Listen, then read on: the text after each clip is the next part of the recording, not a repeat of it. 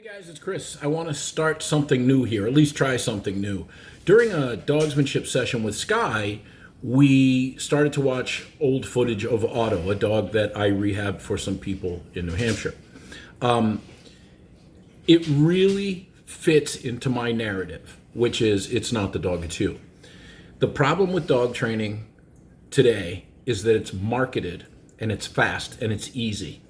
So kids are going out, young people are going out, old people are going out saying, I got my certificate, I know what I'm doing, and they don't know what they're doing. So they'll give you advice. If the dog's aggressive, you use the e-collar, the muzzle, the medication. They know the formulas, but they don't understand how to read a dog, and they don't understand how the dog interprets your movements, because movement is dialogue at both ends of the leash. So I'm very grateful to Sky because this discussion came up, and there's so much to learn from it if you want to watch the whole thing. But if you're just interested in results, don't watch it. So that being said, there's no bad people here. The trainer thought she was doing the best that she could, giving the best advice that she could. The owners are doing what the trainer said. They have a dog walker who was trying to do what they said, but still, none of these people know how to read a dog. They know how to love on the dog, but they don't know how to train it reliably without equipment. And that's what I call moron training. Moron, the muzzle, the leash, the collar, the medication, more. It's less. So how we help this dog is by reading the dog and understanding, interpreting for the dog, and then trying to get the people to understand that, it's not the dog, it's you. So it's hard to believe that it's not the dog, it's you when your dog trainer told you to do something because it was the dog. This dog trainer got to a point where she couldn't help them anymore, and she recommended them to me. This was a while ago. This is pre-COVID. You'll see my big castle building before COVID killed my business. So that being said, there are no bad people here, but maybe you can see a little bit of your communication with your dog in this video.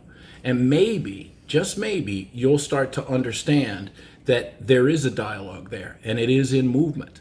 So this is one of my favorite dogs that I've ever worked with. It took a long time to get his trust back. Clarity, trust, and respect. Remember, we didn't need all this stuff. I was taught how to train dogs with my hands, not with equipment, not with pseudoscience, not with marketing.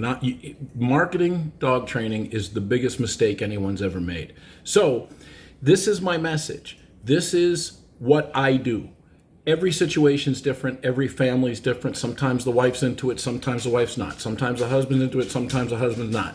The kids are under it doesn't matter. I'm there for the dog. My client is the dog. I'm not going to give you results when the formula for results is exacerbating the problem. Anyway, again, grateful to Sky. Check this out. Comment below. If this is the format you guys want to see, then I'll start doing a lot more like this. But if it's not, let me know in the comments too. Anyway, thanks for watching. I really appreciate it. That's what I mean by organic. So I want you to see this, okay? This is Otto, okay? So these people brought this dog in, and this dog's just out of its fucking mind. And the reason the dog had a problem at the threshold was because the owner of the dog was friends with this lady who's a dog trainer. It's a nice lady, the dog trainer, very nice lady, but not she's conventional. She's doing what everybody's telling her to do.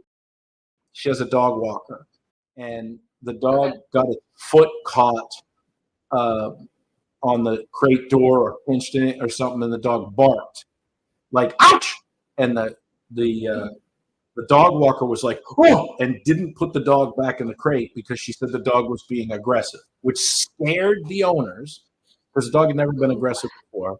So they got an e-collar and they put it on the dog. And if the dog didn't get in the crate, they would not say anything and hold the button on at the threshold. So I'm trying to get you to understand that all these behaviors are caused because the trainer, the owner, didn't understand what they were doing. They were addressing these symptoms, this problem that should have just been left alone. But because everybody wants to be proactive and get ahead of it, dogs live in the moment, so sometimes you can't. You've got this dog that now gets to the crate and goes, fuck that, I'm getting zapped. Fuck that when a human comes up to the crate, I'm going to get zapped. So watch this now. This is the girl who's much more dominant than the guy, who is now been told by her trainer to be a stronger leader. Okay? Wait. No. Wait. No. Sit. Wait. No.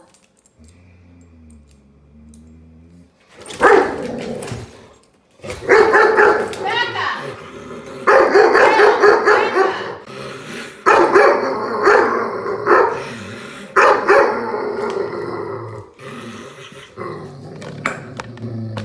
They were telling the dog, back up, back up. Well, how can the dog back up when you're in its face and you're pressing the button? It's got nowhere to go. So if flight, you understand fight and flight? Yep. Okay. If you don't have the option of flight, what are you left with? Fight or freeze, but probably fight. Yeah, but you can't freeze. You're being stemmed. So Yeah. Well, this is in bite work. A lot of guys, I don't, but a lot of guys do what's called table training, where they remove all options from the dog, and they'll start putting pressure on it, sometimes pain, and the dog will just get defensive as shit because it can't vent to the right, to the left, to down, backwards, or up. It has to come forward. It has to come forward. So if you don't know that, if you don't know that that's what the dog is going to do, and you're just applying this technique, this is what it looks like. Now this is the husband alive. Hear the dog? Mm-hmm. Watch.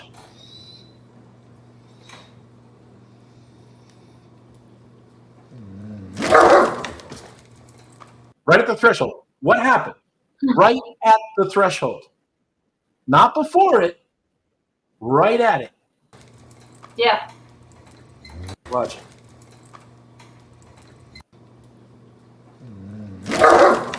Why is the dog barking? Because it's afraid of the threat that is now not next to it, but behind it. It doesn't trust the owner. The dog does not trust the owner.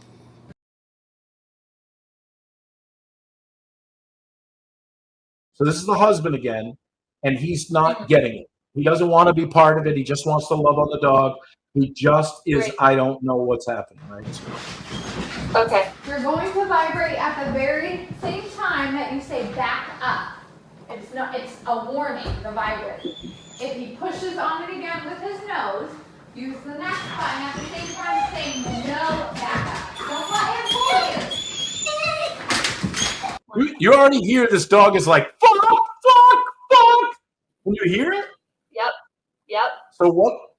So what she's telling the husband is, don't let him bully you. If you hear this, then you stim him with the vibrate, but it's not on vibrate.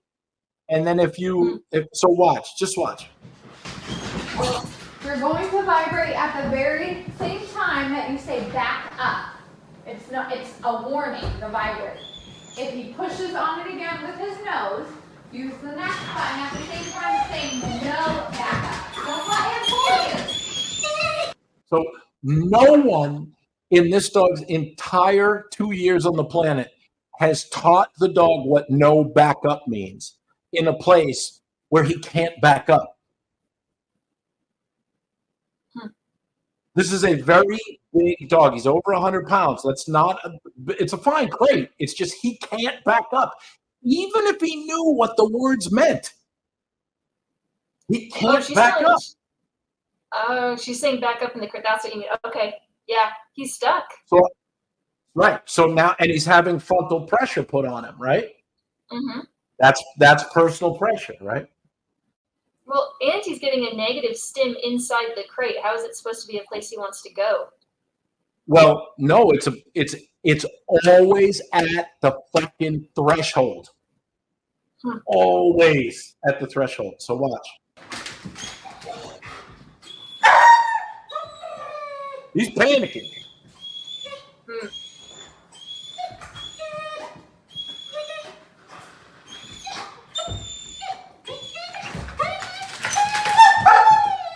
No. Dog's scrambling. Yeah. Oh, no. Stop. Just stemmed him.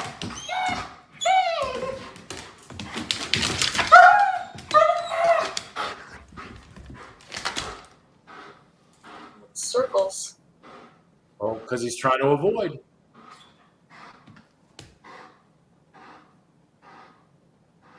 So he's like, what are we doing? Are we good? Are we good? Are we good? Okay. All right. Did you want to sit? Dog's offering. No help. No one's trying to teach the dog. They're just trying to get the result that they caused the problem on. Dog's muzzled.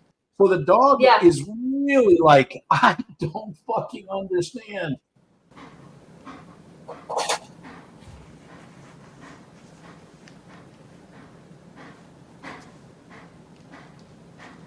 Hear it? And the dog knows what to do. The dog wants to go in that crate. The dog wants to get the hell away from him. But the dog doesn't want to get stemmed. And the dog, now he's telling the dog, sit. The dog's like, look, I get it. Go in the crate. Avoid the correction. Go in the crate. Because they stem him when he starts his bullshit outside of the crate. Then they stem him when he's inside of the crate. So the dog's trying to find out, how do I shut this fucking power plant off? And there's no answer. There's no answer. So watch.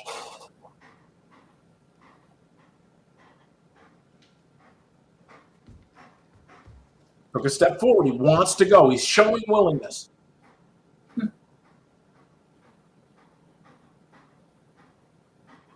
He's just waiting there. Handler's gone dead.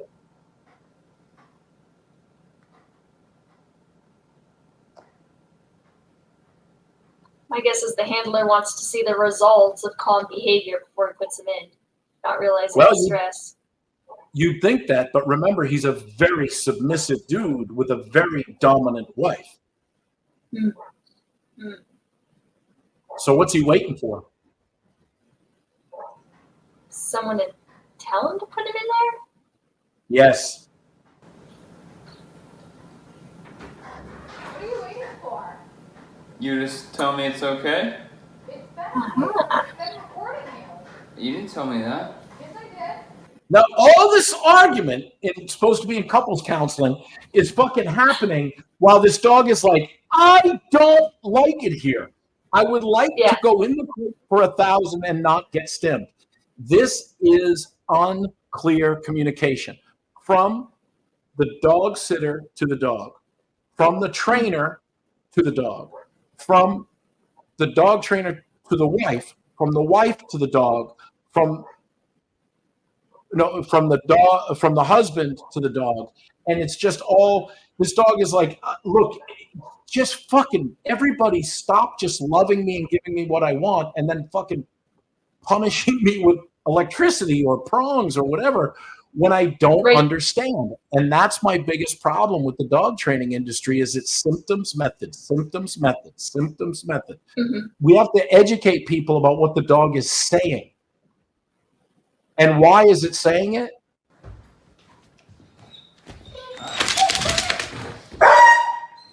Stemmed him. Stemmed him, yeah. Sit, watch that button. And stemmed him again. Stemmed him again. Not letting him in the crate. Dog's freaking out. No.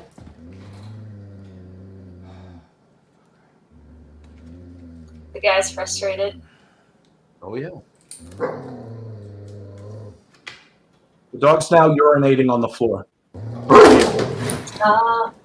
See the yellow stain? You can barely see it, but see the yellow stain right in the middle of the thing? That dog doesn't want to bite. That's the freeze response. That's the submission of the dog going, puppies will piss when they feel too much pressure. So a lot of people will get a puppy and go, no, and the puppy will piss. Then they'll feel bad and go, it's okay. You just taught that dog to submissive piss. Yep. Yeah, that poor dog. Back up. Back up. A minute, right? No. No. The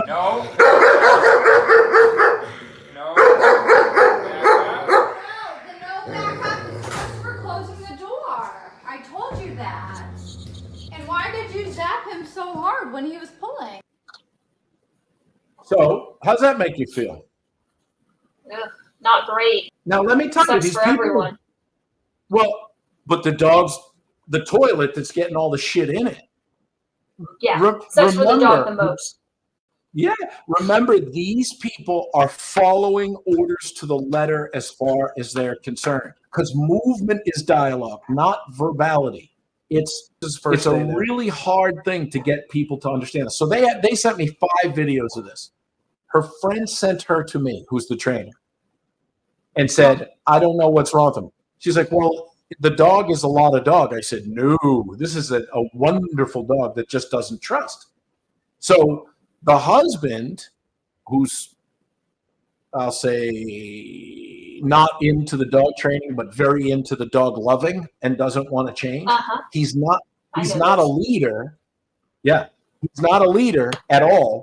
And she is a pain in the ass, nagging owner. Just that's what she does to the dog. That's what she does to him. What I'm telling you is that the missing ingredient is understanding what they're doing wrong in their communication with the dog, where they paid someone else to give them that information. They believe it, and now they're going to do it. So every time they do it, it's a different version. They're getting frustrated. They're getting mad at each other. And the dog is just like, I don't fucking know. So what's the problem? The communication is terrible. No one understands what the dog is saying or what's going on. Right. And they don't even understand that they created the problem. Right. Right? Okay. Mm-hmm. So I think this has got to be close to one of the first times we put him in. So my thought was this. Space plays a huge part in this. The fact that he's in that tight crate, the fact that he has the e-collar on, the fact that the minute you shut that door, he's talking, but nobody's picking up what the dog is saying. They're just trying to drive their message through the dog's skull. And the dog is saying, I get what you're saying, but you don't understand the problem. Because I tell you, dogs are unwilling participants. And so when you get someone who just goes, here's what we're going to do, and you follow them, you can be doing way more harm. All right. So this